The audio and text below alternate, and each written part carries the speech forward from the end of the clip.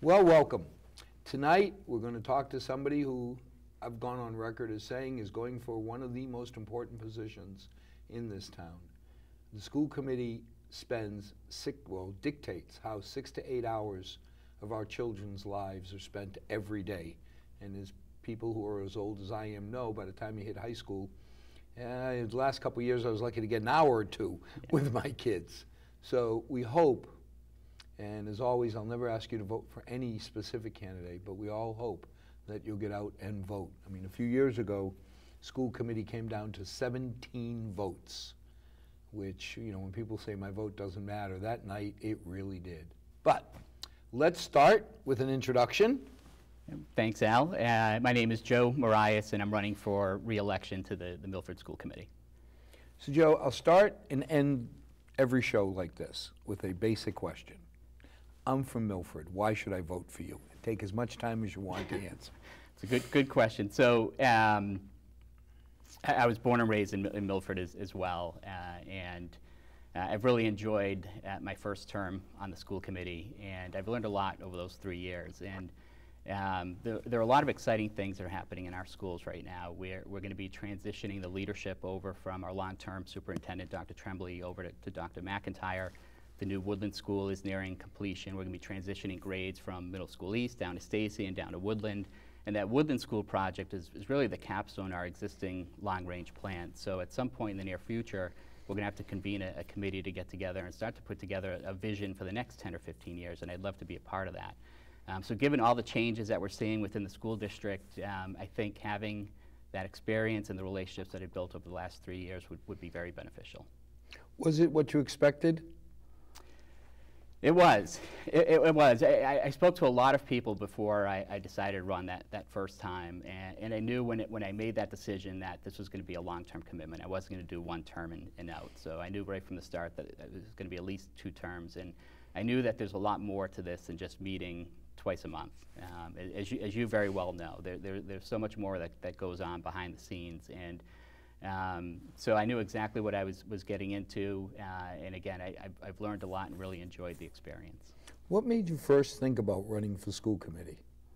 So I've always been very interested in local politics, and I've always sort of paid attention to what's been going on in town. And I have a daughter who's now in the 5th grade, so I have a vested interest in what's happening in our schools. And you know, having grown up in this community, I feel very fortunate to have grown up in Milford. I care a lot about this town, and I received a great education growing up, and I wanted to make sure that I did everything in my power to ensure that my daughter and her friends received the same education that I did, and going forward, that Milford continued to be a great place to raise a family. When you look forward, and you've got the advantage of being on the school committee, but Joe, what do you think are the 3 biggest challenges the school system faces? So many of the challenges that we face are not unique to Milford. They're challenges that other communities throughout the state, throughout the country face. So the first, and we were talking about this briefly before this started, the first is the lack of funding. You know, that's a real problem. And fortunately for us in Milford, Milford's in such great financial condition that the town's been able to step in and sort of fill that gap when the aid's been cut at the state level. And that's allowed us to meet the needs of our students, but we can't always rely on the town to do that. So we really need to advocate at a state and a federal level to increase funding. There was a lot of work done over the past few years to take a look at the foundational budget. There was a commission that was put together, and they issued a report this past fall, and as you would expect, they determined that the formula that was being used was not adequate. It's outdated, it's 20 years old, and that changes need to take place. And so they made a recommendation, and now that's in the hands of the legislature and the governor to move and act on that. So it's incumbent upon us to meet with our legislators, to talk to the governor, and really encourage them to adopt some of the suggestions that were made as part of that report. How bad does it hurt Milford, the new formula? So the new formula would help Milford. The proposed formula really help? Would really help Milford. Absolutely. So there's a couple things in there that would help us. One is increasing the SPED reimbursement. The reimbursement for special education would go up. Another thing that would help many of the communities is the allocation or the formula that's used to determine the health care costs that are associated with the school and to determine the salaries that are associated with the school would go up. They'd factor in a different inflationary factor. So that would help level off sort of the foundational budget. In addition to that, today there's an allocation for ELL students that's above and beyond the allocation that a regular ed student receives. And that allocation is different depending upon whether you're an elementary student, a middle school student, or a high school student. The proposal that's in the foundational budget is to use the highest rate across the board. So we'd benefit there as well. So there's the number of things in the proposed formula that would certainly benefit us. Well, that's pleasant to hear, because everything we've ever seen before is, well, Milford, you're in such financially strong or such a financial position that you can afford to pay more. Right. So I think now we get, what, about 47 cents on the dollar? Yeah, probably around 46, 47 cents on the dollar today. And we're at about 111% of the foundation budget. So we're spending a little bit more than what the state says you're required to spend on your schools. But comparatively speaking, if you look at other communities, they're spending a lot more than that, right? So we're at 111% of the foundational budget, but you look at a community like Weston, the community that Bob's going to, they're at 200% of their net school spending, right? But that's because they're making that investment. They can afford to make that investment. But even locally, you look at communities like Holliston, Hopkinton, Hopedale, the communities that a lot of our students are going to for whatever reason, their net school spending is at 120, 130%. So they're spending a little bit more than what the state's requiring them to spend, whereas we're around 111. So now, budget's number one. What would be the second Budget's challenge? number one. So the second thing, again, not unique to Milford, but addressing the social and emotional needs of our students. It's important that our students feel safe and that they make good choices. And if you have a student that is confident, that's comfortable in their own skin, that feels safe, they're going to succeed academically. And the world's changed a lot since I was a kid and since you were a kid, right? You had a very broad support network when you were younger. Today, a lot of kids are in single-family households, or single-parent households, I should say, or if they have both parents are working, right? So a lot of the traditional parenting roles are now falling on the teachers and on the coaches and on the staff. And so we need to have programs in place to help kids with things like managing their emotions, learning how to deal with conflict, building relationships, setting goals, being resilient. Things aren't always going to be easy for you. You need to learn how to work through some of those challenges, and as opposed to just giving up or lashing out. And that's something that I know Kevin, Dr. McIntyre, is going to be looking at as well. And there are programs we have in place today, but I think what he's going to do going forward is take a more holistic view at what we're doing from a social and emotional learning perspective, and really trying to align it vertically. So build upon what you're doing in kindergarten, first grade, second grade, and so on. Well, it does seem there's been a big change. When we went to school, our parents expected the superintendent, the school system, to educate us, not to bring us up. Right. And it seems like, for whatever reason, and when you see now you got me saying it, single-parent families, yeah. My hat has to be tipped to some of these mothers. I used to coach soccer. They were running around like an electron in heat. Right. It was amazing, because we had 3 against 2, because my mother lived with us, old Portuguese house. You had grandmother, mom, and me, and we barely could keep up with the 2 of them.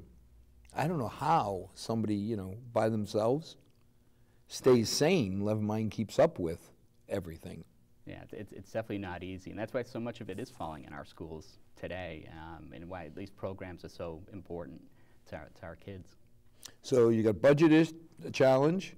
Yeah. If you call it sociology or social needs, a challenge. Yeah. What would be number 3? I think number 3, which is probably more specific to Milford, is the school choice numbers. We're seeing more kids leaving our schools than are coming in, and that's a problem. But that's something that we can fix. I think a lot of it is a perception issue. I think there are many parents and many students in the community that don't understand just how much we have to offer in our schools, and so that's incumbent upon the school committee to be stronger advocates for our schools and really promote the programs and services that we do have to offer. The other thing that we're seeing is a lot of the school choice numbers are happening in the younger grades, surprisingly. You would think that it would be happening at the high school, but a lot of the school choice is actually happening in the younger grades. So having Woodland School come online, I think, is going to benefit us as well, because parents may want to send their kids to a state-of-the-art facility like Woodland. And we're also going to have much more space there as well, which may allow us to address class size. And we know smaller class sizes are very appealing to parents, and studies have shown that they benefit students as well. So if we can look at, and there's a cost associated with it, but if we can find a way to bring our class sizes down, that may help with school choice as well. But isn't class size really dictated by the number of educators? Yeah, well, that's where the expense comes in. Oh, okay. Right? So you can build rooms. Right. I don't mind building a room. That's pretty cheap. One time you're done. Right, but you have to have But then you have to have a teacher. Right. So that's where the expense comes in. So you have to weigh that against other priorities, and is the benefit worth it, right? So if you can get right now we have class sizes at Woodland that are 25, 26 kids. If we can get our class sizes down to a much more manageable number, let's say 18 to 20, that can be very appealing and may be a reason why parents decide to keep their kids in Milford, or other communities may decide to move for their kids. Well, how many classes do you have? If you're going to take 7 children out of every class, how many, do you have any idea what the numbers work out? You probably need, at Woodland specifically, you'd probably need another two or three teachers. Well, that doesn't sound terrible. Yeah, it's manageable. I was going to say, it doesn't sound horrible. I mean, I'm thinking you're going to come back and say you need another dozen teachers or something. No, it wouldn't be that many. Have you talked to the parents about why they're school choicing out? We've, so the administration has done a number of different surveys. Corey Masterson's been taking the lead on that. She's been doing proactive call-outs. She did a Survey Monkey as well. We're going to be hosting a forum, I believe, next Monday night regarding school choice as well.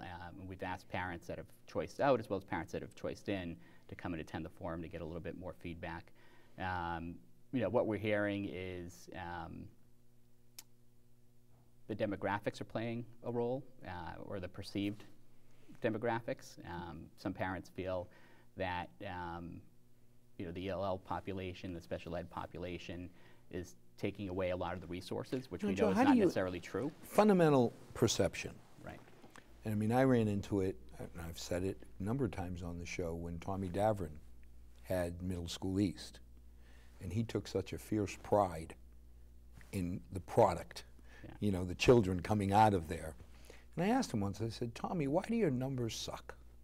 Compared to some of the towns around us, our 8th grade numbers look like poop.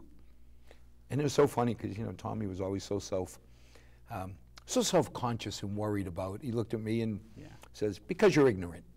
And I said, oh, well, good, then enlighten me. Because, you could see the pride he took. Right. So somebody coming up to him saying, hey, what you're doing, I don't understand, it doesn't look right. Yeah. And he showed me the distribution, and it wasn't a Gaussian curve. It was very bimodal. You had 2 Gaussian curves.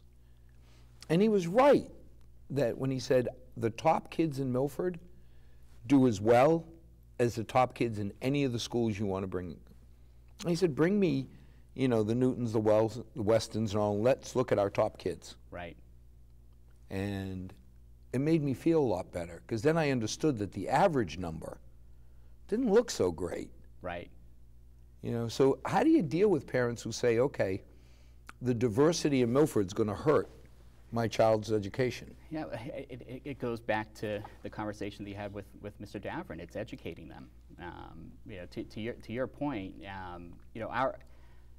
our average, and if you look at first of all, test scores are just one indicator of the quality of a school, right? But it is an indicator. But it's an indicator that a lot of parents look at, right? So when you're looking to move to a community, you look up, okay, how do they do on MCAS or PARC? And that's going to give you that average, but that average isn't going to tell the whole story, to your point, or to Mr. Davern's point. When you break that down and you look at the underlying demographics, to Mr. Davern's point, if you look at our top students, I put them up against students in any other community. You look at our average students, individually. I'd put them up against any other group, any other community. You look at our special ed students, you look at our ELL students. When you look at them individually from that lens, we fare very, very well. When you look at the average, our average is going to come down because of our high needs population, right? So when you look at our population of students, our ELL population, and I know we'll talk about this a little bit more, but it represents about 12% of our overall school population, which is probably lower than what a lot of people out there think, because people think that our schools are being overrun by you get this perception that you have 50% immigrant. Right, exactly. It's only 12% of the population. Special ed is about 15% of the population. Then you have the low-income students as well, which is about 20-some-odd% of the population. So that's going to bring down your average. But again, when you look at it through the lens of each individual demographic, the numbers look very strong. And even the average looks strong. When you look at ELA, ELA is above the state average. In math, we had some mixed results. ELA? English Language Arts. Yep, sorry. That was above the state average. And if you look at that even further, what a lot of administrators will look at is the student growth percentile. So how did that student do from the previous year? Did he improve? And what we're seeing is very strong student growth percentiles across the board in ELA and in math. And in fact, I think it was Dedham asked to come out last week or the week before to take a tour at Middle School East because of the growth that they saw in our ELL student growth percentile. So they wanted to come in and take a look at some of our practices and sit in some of our classrooms to see what we're doing there. So, yeah. So if I'm a parent and I'm considering, do I put my child in Milford or somewhere else, either by not moving here or school choicing them, and I ask you, is my child going to get a good education? What would you say? Absolutely. Without a doubt. Not only are they going to get a good education, but they're going to have access to so many more programs and services than they would in any other surrounding community.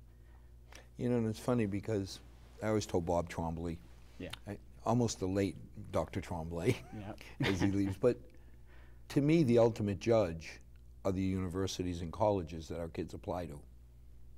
And from that end, my daughters got into every school they wanted to go to.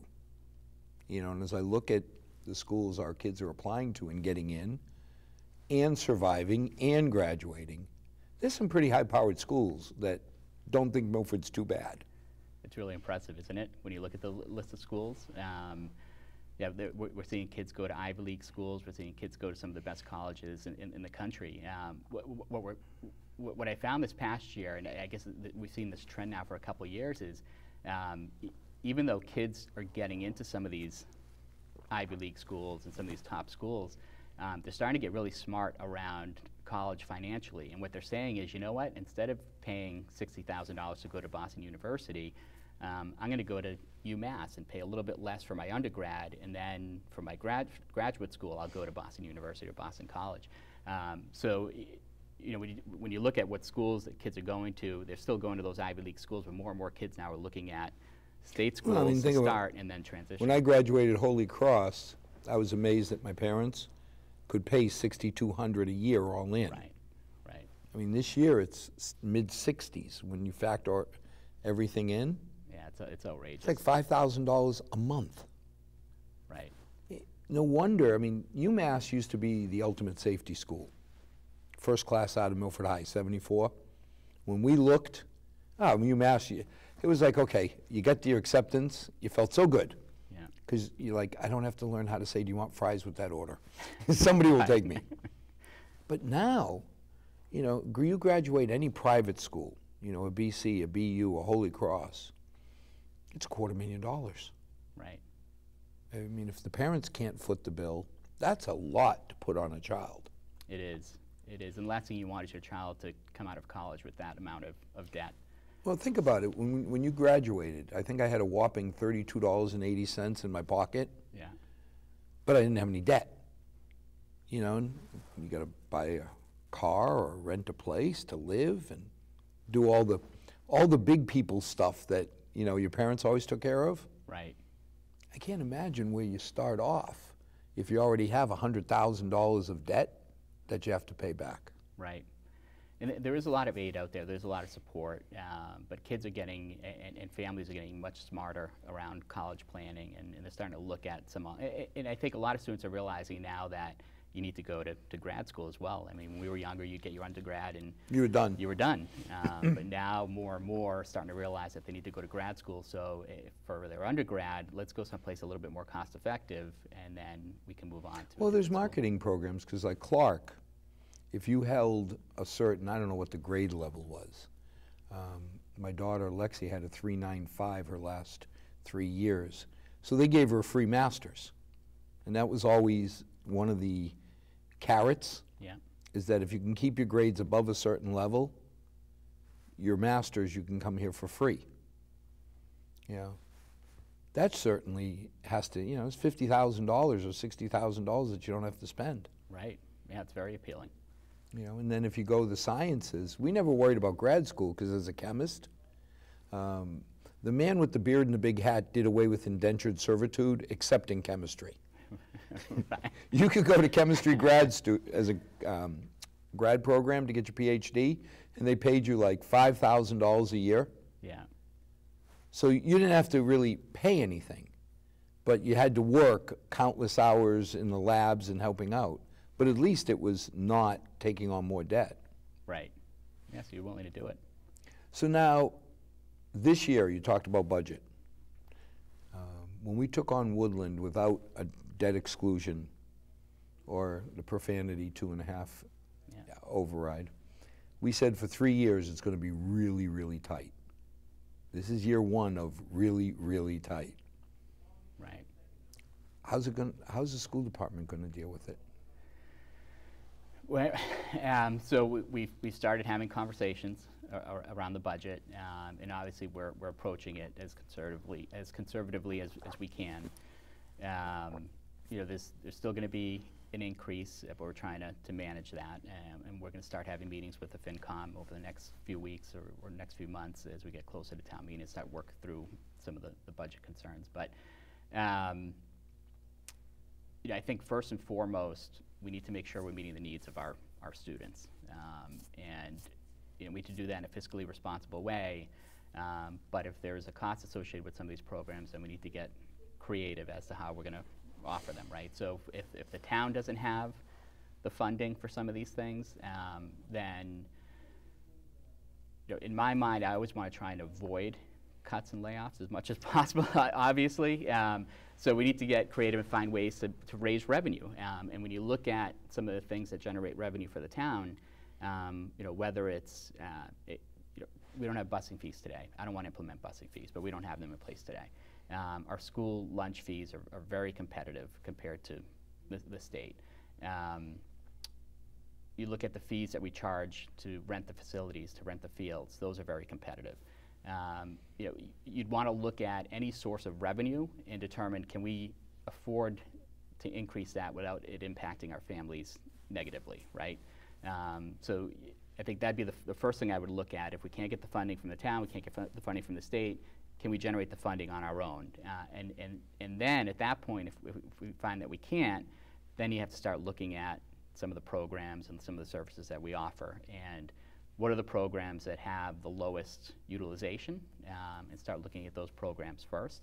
And no matter what you cut, it's going to have an impact on someone, right? Oh, sure. So you have to be creative and try and find a solution. So if you're cutting an academic program, for example, can you offer something virtually through the virtual high school, right? Or if you're cutting an athletic program, for example, let's say there's low participation in a certain sport, can you create some sort of partnership with another community so that those athletes can go play for that community? So those are the kind of things that we really need to But things like the through. virtual classroom amazes me, because my senior year we were thrown out of Milford High because they ran out of chemistry and biology courses. Back then, God rest his soul, Paul Raftery, Uncle Paul said, "We've got nothing to offer you. We're going to send you to Dean." So 3 of us used to go to Dean Jr. 3 days a week because that was the only way. And I think they negotiated some deal where Dean Jr. didn't charge the town. Oh, that's fantastic. So we got to go there, 3 of us take classes.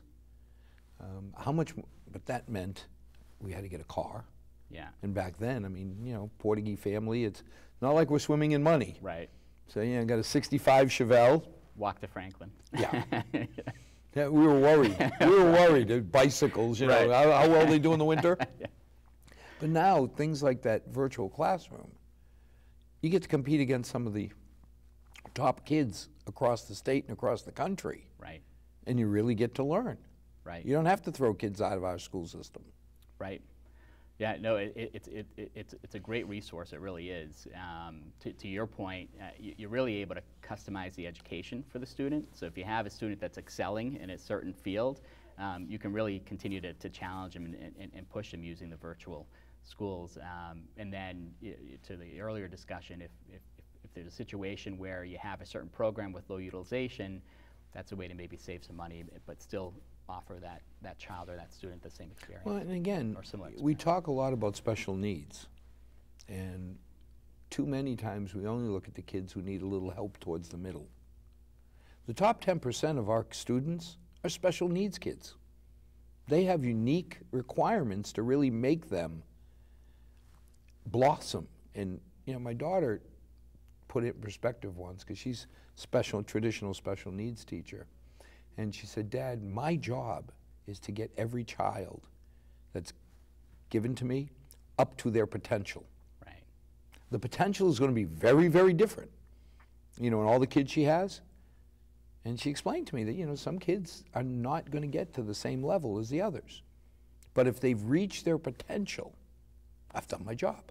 Right. And I said, you know, that really is a refreshing way of looking at it, because I want to make sure we don't forget the top 10%. You know, we want our next Nobel laureate. Exactly. Yeah. And it wouldn't surprise me if we get that someday. We have some really smart kids that are coming through our system. Now, every year, let's face it, you haven't seen an uptick in budget in a lot of years. You know, when we give you 2.5%, I mean, we can be excited that inflation's at 0, so you're getting at least something. Right. But realistically, expenses seem to be creeping up in the 3%-ish range every year. So what are you going to do? I mean, this year's no different. It's the first of the 3 horrible years of absorbing the Woodland debt. Right. Yeah. It's going to be a challenge. Again, it goes back to advocating for more funding. Granted, we're not going to get that from the state this year, but we could start to sort of lay the groundwork for future years so that we do get that funding eventually. And as a district, we need to sit down and determine what are our priorities going to be. You know, where do we want to make the investments, and then make the tough decision from there. Because there are things that we may need to potentially cut or make adjustments to. So. It's not going to be easy, but we'll work through it. And I think we've always somehow worked through it. I mean, the last couple of years when we've said 2% increase, it wasn't a couple of years ago we came up with an extra 600 for SPED and ELL. Right. Because that, we understand that realistically you have no control over. You really don't. And you know, we're fortunate that the town can step in and fill that gap, and that the town's been willing to do that over the years. Because we also don't want to, we don't want to, to your point, earlier point, we don't want to lose sight of the top kids or the average kids as well. So if our funding's going to ELL and our funding's going to special ed, we want to make sure that we're also allocating the necessary funding to those other students as well. And we've been able to do that up until this point. Hopefully we'll be able to do that going forward. Because to your point, we need to make sure every kid reaches their potential, right? So we need to make the necessary. That was my daughter. I just learned. But now, at town meeting, we had a town meeting member get up and say, because we're investing so much in our special needs programs and ELL programs, we're actually attracting people who want those services. Any comments? I think that's great. Thank you. I really do. Thank you. We want to attract those kids. We do. And again, we're not taking away from any other students to give them those services. So, you know, I take pride in the fact that we have one of the best special ed programs in the state. It's really a model for other communities. And it's a credit to Meg Belcito and to the entire staff that work with the special ed students. They've done an unbelievable job over the years to really expand that program, provide those kids with the services that they receive.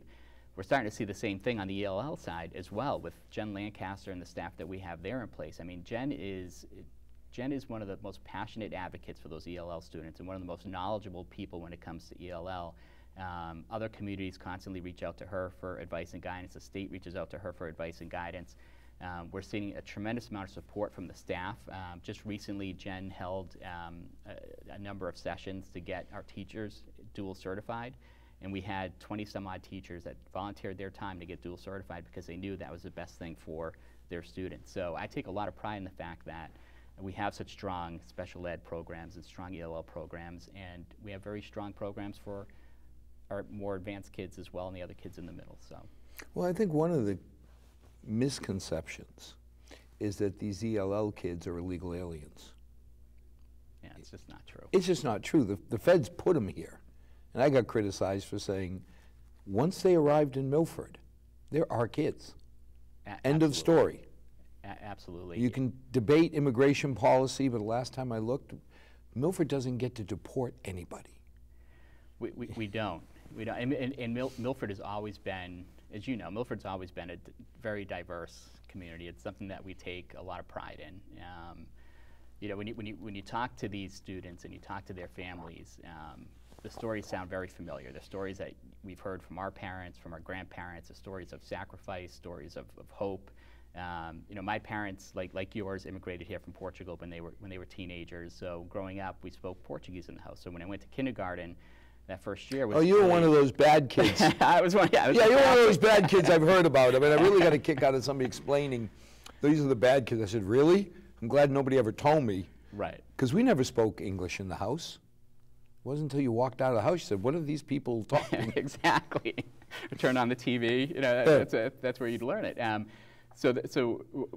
When I first went to school, I ended up going into the bilingual program until the third grade, or through the third grade, I should say. And so I know how important those programs and those services are to our students. And you know, we're seeing students really excel in the ELL programs that we offer today, and I take a lot of pride in that.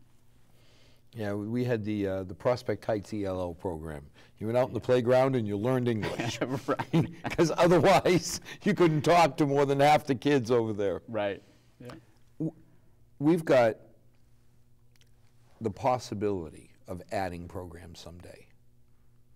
If you had the magic wand and you could add a program, anything come to mind? Unlimited funds, too. I don't know about unlimited, but... There's a few things that come to mind. One thing I've been very impressed with is the hospitality program that Dr. Tremblay put in place a couple years ago. I think that's proven that a vocational program can work in a comprehensive high school model. And so when you look at the demand that we're seeing, the number of kids that are enrolling at Blackstone Valley Tech that aren't able to get into Blackstone Valley Tech, you want to be able to try and give them an alternative. So I'd love to be able to grow the vocational programs, to be able to give them some of those alternatives. So let's look at what the more popular programs are and maybe try and replicate that or model that within our schools. You know, when you look around and you look at Milford Hospital's the largest employer in the area. Like, why can't we offer some sort of medical vocational program, whether it's nursing or home health aides or, you know, whatever it may be. You look at EMC or Dell now, and some of the IT challenges that we've had over the years, that lends itself to a vocational program, right? Like, why can't we have an IT program today? It's a class, and they do a lot of close a lot of the tickets. But how can we expand that and really use that to our advantage as well? Provide them with an education and use some of the labor. I am concerned that, you know, and I can say it was my father. He came from Portugal, where he had his 4 years of school. Academically, he would never shine. He wouldn't do well with a book. But you put a tool in his hand, and he was Michelangelo. He was an artist. And I worry because people like my dad, today, if they came out of Milford High, or they came out of the 8th grade, they couldn't get into Blackstone, because you almost have to be in the top 20% of your class. Right. To be picked. But here's somebody who's not intellectually challenged. You know, he just was academically challenged. So I love the idea of, putting programs together where people who don't do well in calculus and organic chemistry, but are still smart, driven, and if you gave them an alternative, right, that could shine. Absolutely, absolutely. There are kids that, to your point, just don't do well in a classroom. They need that hands-on experience, right? And unfortunately, they're not able to get into Blackstone Valley Tech today, and they have no other alternative. So either you advocate to change some of the rules so that if a child can't get into Blackstone Valley Tech, they have an option to go to Keefe Tech or Tri-Valley or some of these other vocational schools, or better yet, you find a way to develop those programs in-house as well. There's no reason why we can't offer some of these vocational programs. We've seen that we can do it with this program that we have in place, with the hospitality program that we have in place today. So let's see if we can build upon that. For years, there's been a glaring hole in the Milford school system, in my opinion: technology. I'll put you on the spot because you seem, I don't know if it's acknowledged leader, informal leader, but you and a couple other people seem to be leading the effort to substantially upgrade the technology offerings. Yeah, we've made a lot of progress over the course of the past few years. Contrary to what you might hear out there in the media and publicly, and I give all the credit to the administration. They sort of blocked out the noise and continue to move forward and make some enhancements. So, we finished the assessment. We partnered with World Band and Wally to finish the very detailed assessment. Started to put together. We finished installing the fiber loop across all the schools. The administration put together a job description for the Director of Technology position, and we're going to start the process of opening that up as well to bring in some candidates. So they developed an org chart for that department, and so what the vision that the administration has is they want to continue to leverage or use what's called managed services, so continue to, or outsourcing. So continue to leverage World Band to do sort of the day-to-day technical stuff, and then have that IT director, or what we're calling Director of Instructional Technology, sort of overseeing it. And that seems to be the most efficient way to approach the issues and the challenges. With the Woodland School project coming online, that's going to be, obviously that's going to be state-of-the-art. All the kids are going to have Chromebooks. We've started purchasing Chromebooks for the other schools as well. We've been doing that, phasing that in over the last few months. But isn't that almost a given? If you're going to give the 3rd and 4th graders access to technology, what do you do when they go to Stacy and you hand them back a can and a string and say, here's your communication? Right. I mean, I'm being facetious, but you really can't expect the progress to stop. You can't. So you have to have Stacy fully equipped as well, so that those kids transition and there isn't any degradation at all of their education. So it's exciting. There's going to be bumps in the road. There's no doubt about it. When you start to roll out technology like this across a district, there are going to be challenges. Fortunately, the administration and the staff has been able to learn from the experiences of other communities, and they've been doing a lot of tours of different communities and meeting with many different people to learn about what some of their challenges and pitfalls were, so that we can avoid them as we start to roll this out.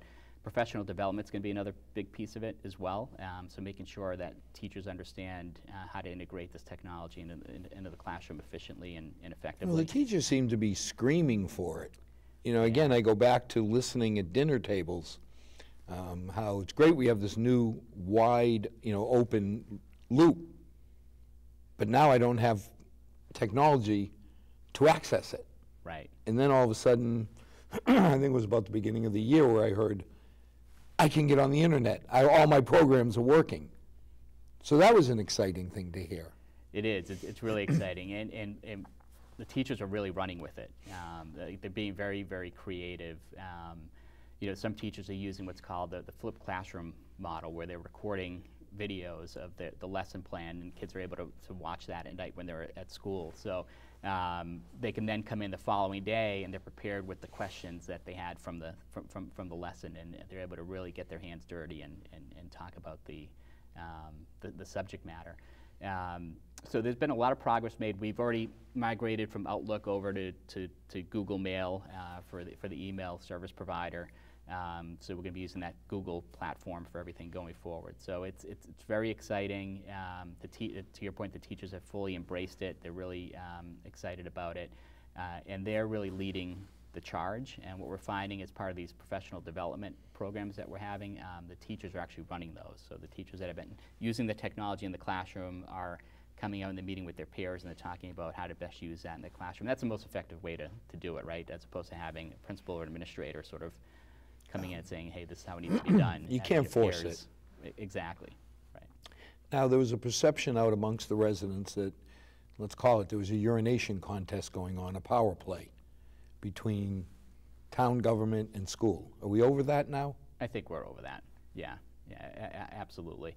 I think that was blown up a little bit, a little blown out of proportion. I think at this point, everyone needs to work together, right? At the end of the day, we're all Milford residents. We all want what's best for this community. We may have different opinions as to how to go about that, but we all want what's best for our kids and for the community. And so as you know, we kept that that line item, the 300, whatever it was. We had spirited discussion. I can remember a couple of Friday afternoons where, in private, not everybody was in alignment. But I think at the end, when we walked out, we presented a unified front. Right. Because, you know, I got enlightened on some things I didn't know. Hopefully, you know, the school committee learned about some of the ways we have to fund it. Yeah, it was. I definitely was enlightened, as you know from those conversations. My fear all along was that the schools were going to be handcuffed, and that we wouldn't be able to do what we needed to do from a funding perspective, or with that funding. And as we started going through those conversations, after speaking with town council and after speaking with town accountant, I felt much more comfortable with the direction that we were moving in. And ultimately, it keeps the door open so that long term, we can keep the funding at a level that we need.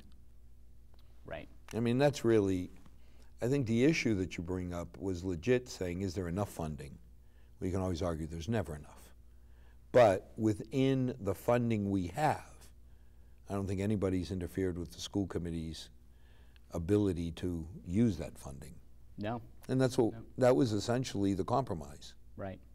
So, now we got middle school east coming. Yeah. I mean, we've talked about there is a fundamental cost built into keeping that building alive. There's no plans on staceying it where we'll just seal it up and let it rot until we gut it. Has the school committee looked at paying their share of keeping that building alive? We have. Yeah, we factored that into our budget this year. Ah, thank you. Keep that building open. Because I kept hearing, oh no, we're going to hand the keys over. No. Right? And give it to the town. And I laugh because, as we've talked about, school committee gets about 62% of whatever money we have. So if we spend $200,000-300,000 keeping middle school east alive, by definition, you're paying $200,000 of it anyway. Right. Because if we take it off the top, that's $300,000 less that you get 62% of. Right. So you have looked at that. We have. So we factored in the costs of keeping that open. Now, ultimately, who knows what that building will be used for? So our costs may go up even higher if it's still, for whatever reason, if it's used for any school purposes. So we're still waiting for that committee to come back with their final report. But I know there's a lot of discussion. I mean, there is a dream that somebody will come in, buy the building, put it on the tax roll, and we generate revenue. It's a nice dream. I mean, I have a dream I'll be young, thin, and have hair. Right. There's still a fat old ball man looks at me every time I look in the mirror. Right. But, you know, the question I've always had is, okay, the high school was first occupied in '74. And everybody said, well, we've expanded the high school by moving parks out of it and kindergarten. But I'm like, that hasn't expanded the high school. No, it hasn't. and I'd love to be, and I know there's a lot of talk out there, there's a few different ideas that have been thrown around. I'd love to be able to use Middle School East as mixed use, and by mixed use I mean for town purposes and school purposes, so that if we could keep the gym online, and if we could potentially move central office over to Middle School East, move Family Network over, Family Resource Center over, community use over, Head Start program that we kicked out of Milford Isn't years that ago, essentially expanding the space available to the high school? Exactly, exactly. So now you free up the space at the high school, and what can you do with that space? Can you grow the vocational programs? Can you create sort of an innovation center for some of our STEM programs? There's a lot more that you can do at the high school. I know Carrie Bonnock's sort of, she's chomping at the bit to be able to roll out some of these additional programs. Well, the other thing, though, is you've got Lenny has grown such a great community use program.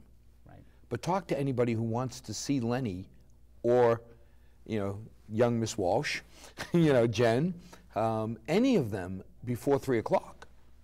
And it takes an act of Congress, thank God. Because I don't think anybody would say we want less security in our schools. But it's harder and harder.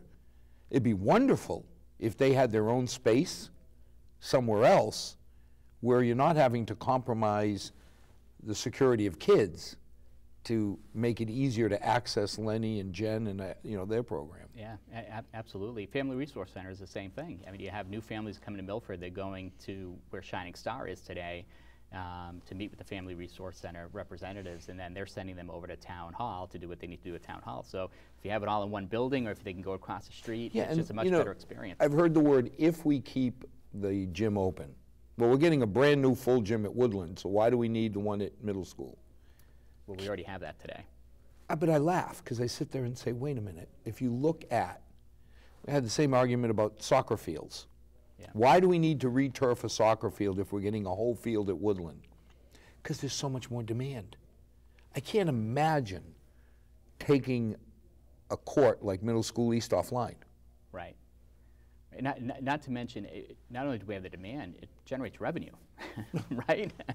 So, and there's a number of different programs that you could put at Middle School East that would potentially generate revenue. Which is beautiful, but to me, taking care of the kids, and then I look and say, when they first talked about Woodland, I laughed, because they said, maybe we'll build a new one, maybe we'll renovate, and I laughed and just said, we're going to renovate, because there's nowhere to put 700 kids. When we did Brookside, for 300, we had to build half a school. Yeah. Between what we did at the high school, what we did at Memorial, we built half a school.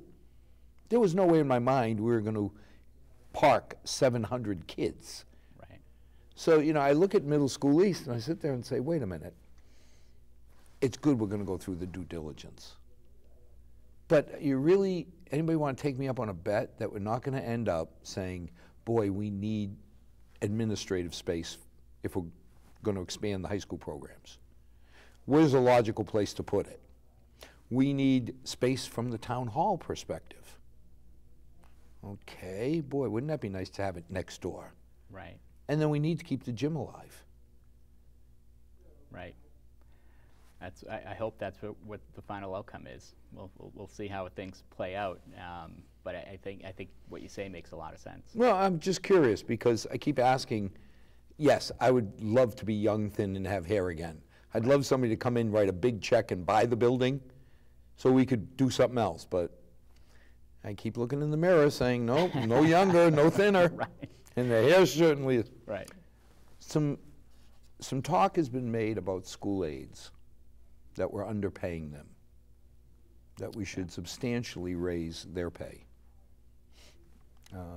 Obviously, the worry becomes, how do you afford it?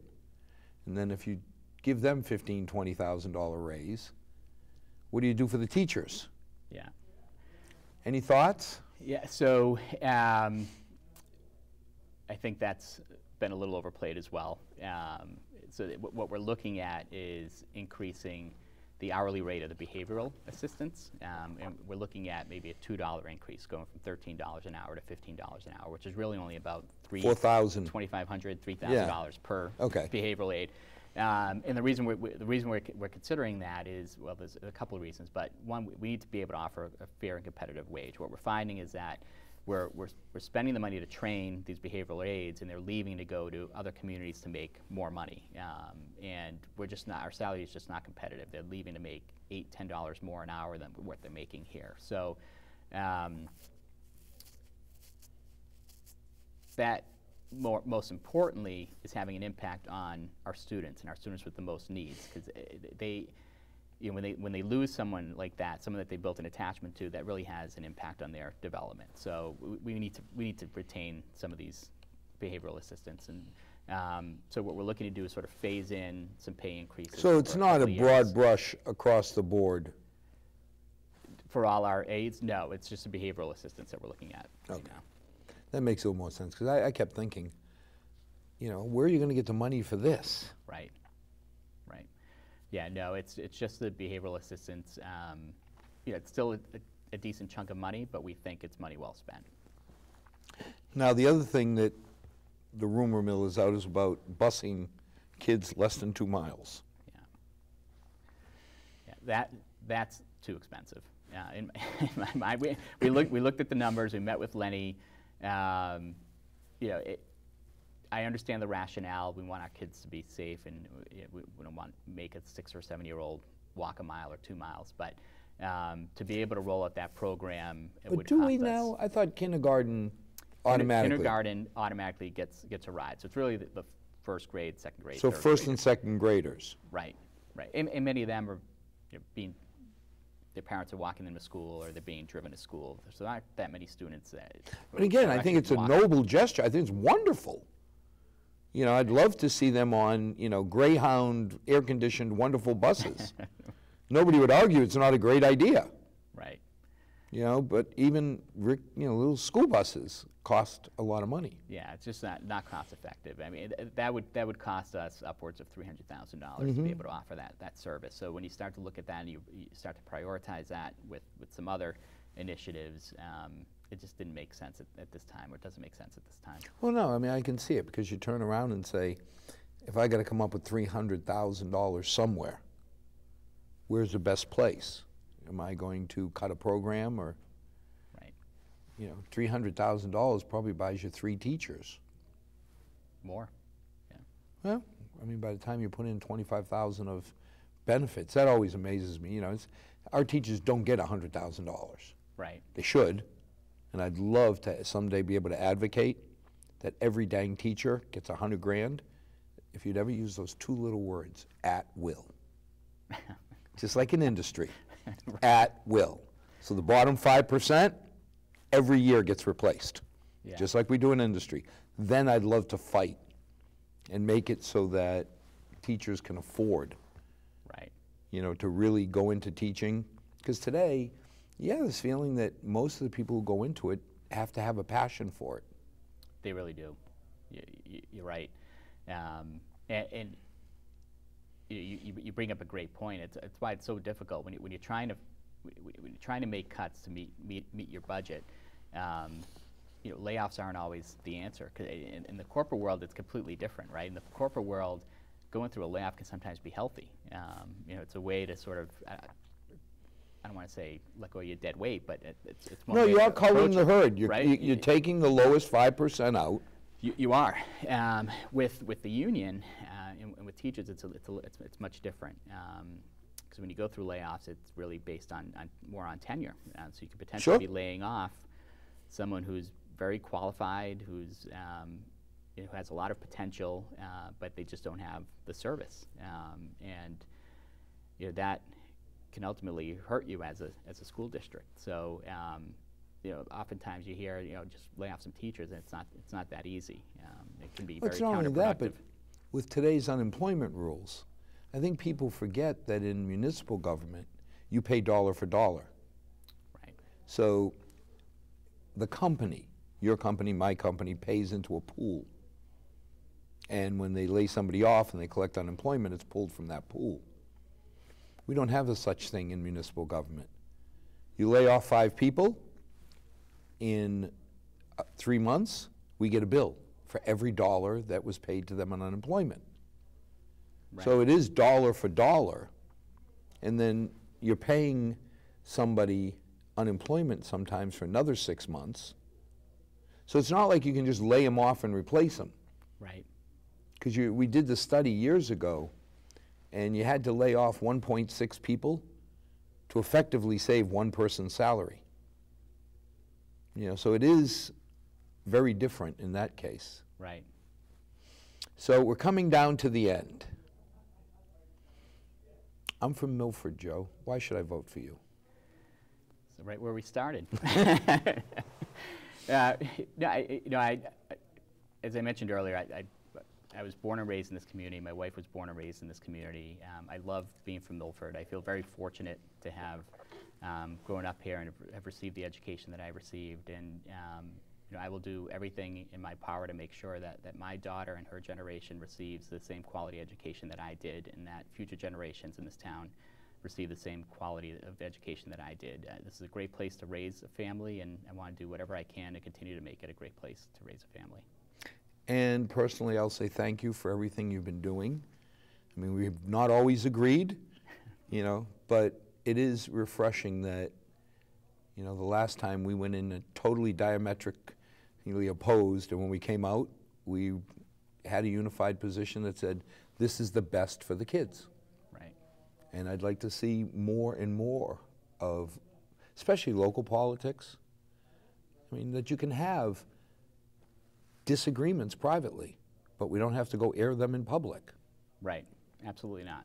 Because that's not beneficial to anybody. Exactly. And, throughout that whole 2-3 week period where, we were going at it on technology, nobody ever took it outside the room. Right. And I got comments afterwards saying, well, you guys just agreed from the beginning. I said, oh, yeah. If you had been in that Friday afternoon, right. You'd be surprised, how easy it was to agree, because we both just walked in and said, oh, yeah, you want this? I want that. Yeah, we're done. Right. But my hat is off to you, one, for serving. And anybody who's willing to get up and help our kids, I always believe, deserves a tip of our cap. But then for the approach and the refreshing way you've dealt with, let's say, heated situations. We look forward to many more years of having those same conversations. Absolutely. And as always, I'll never ask you to vote for any specific person. Don't think it's my place. But I will beg you to get out there and vote, and have an educated vote. We have 4 people running for 2 spots. Those 2 people will chart 6 to 8 hours of every child in Milford. And for people who say, well, I don't have kids in Milford anymore. Well, if you have a home, then you have a vested interest. Because one of the things that dramatically affects your value, the appraisal of your home, is the school system. After putting 2 children through it and having them go to the colleges they wanted, I'll say you guys are doing pretty good. Yeah. So as always, to our 6 loyal viewers, may God bless. May tomorrow be a better night than tonight. Thank you.